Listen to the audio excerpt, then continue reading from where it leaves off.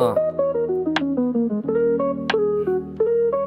Hindi masamang mangarap pero dapat tuparin, lalo na kung ang ginagawa mo ay mahal mo rin. Dadaanan mo'y mahirap kaya pakatandaan ng tagumpay. Palagi yan pinaghahandaan, unang gawin, sarili mahalin. Mga magagandang biyaya ng Diyos damahin. Kaya wag kang mamuhay sa mata ng iba, palagi mag-iingat sa mga salita. Ganyan talaga sila, nakakairita. Kahit may mali na hindi mo dapat sinisita.